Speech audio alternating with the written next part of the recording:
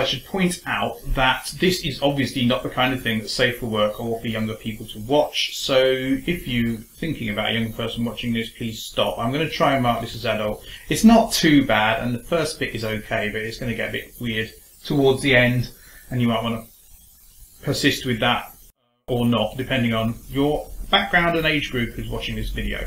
So I wanted to talk about, it seems to be quite common, although apparently not rational, for people to be afraid of various things. Like, for example, people can have a balloon phobia, people have a button phobia, and people also, rather surprisingly, have a fairly common phobia of being overwhelmed by peacocks.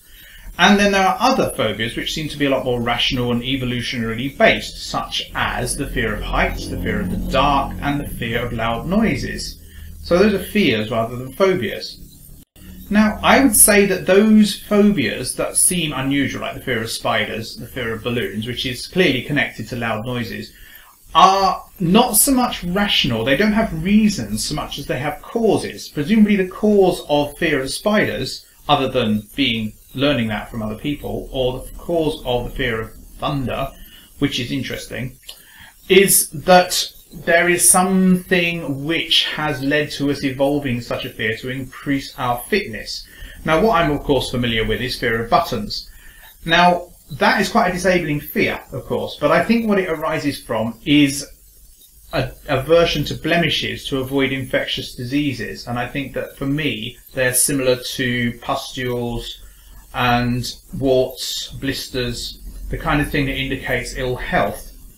And that's why I think I have that fear. But when I say why, I mean that's the cause of my fear and not the reason for my fear. There is no reason for my fear, it just exists.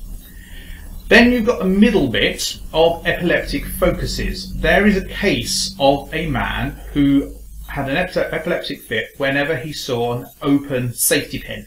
So he sees an open safety pin and has an epileptic fit, apparently. And there are other examples of that. I mean, the commonest examples are things like strobe lighting happening at the same speed as a certain rhythm of brainwave. And again, these are causes, but not reasons. And they are, of course, quite disabling. And of course, having a button phobia is quite disabling as well, because, for example, it makes it difficult to dress up properly for a job interview. It makes it difficult to work in an office, and so forth. So yes, they're quite disabling, although I wouldn't want to be without them. And that's something I'm going to come back to. Similarly, the fear of being overwhelmed by peacocks, clearly there's a connection there between the display of a peacock and the fear because of the powerful stimulus that it represents. And in the case of a peacock, the reason that's interesting is that that's actually a sexual display.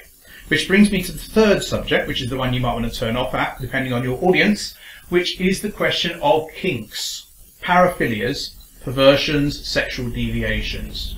Those have got different evaluative elements to them.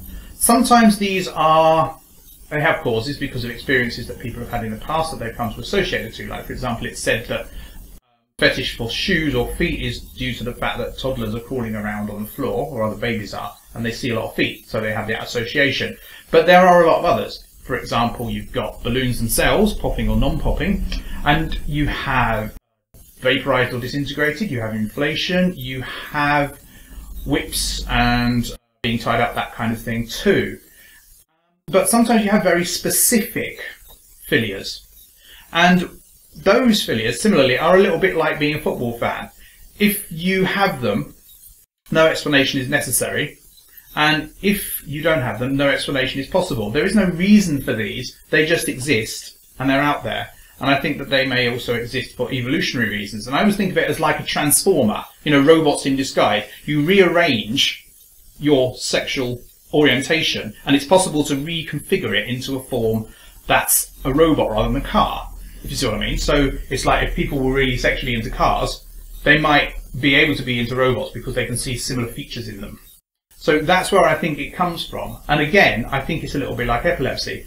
Now, it is also quite threatening to my worldview, because if something as arbitrary as a phobia for buttons or a kink for what my kink is about is there, it isn't actually going to... It doesn't actually seem to mean anything. It just seems to be like lightning striking in a random place. And then you have that, which you have to deal with. But I actually think that you can make something positive out of it. In the sense that, for example, it stops you from, as far as sexual deviation is concerned, it stops you from objectifying people, and it means that you have more respect for them because they are not your sexual object. Making love is actually really making love, and it's about really making a connection with the person, and it's an expression of how you feel rather than just physical gratification. As far as phobias are concerned, would I want to be without the button phobia? Well, the answer is no, because it would make me somebody other than who I am. And the same applies to the paraphilia, of course, and I don't want to be anybody else than the person who has this paraphilia. But as far as epilepsy is concerned, I suppose if I had that kind of epilepsy I would want to be rid of it, but the difference is that it's not in your consciousness. So being tied up and whipped, being into rubber, being into leather, all of that is fine. It's not necessarily something you want to be without. That's not what I'm into, by the way. But I also wouldn't want to be without being afraid of buttons, because that's me, and I wouldn't want to be the person who wasn't, because that would be somebody else. If you like this video, please rate, comment and subscribe and share. If you don't like this video, tell me why so I can improve, and I'll see you tomorrow.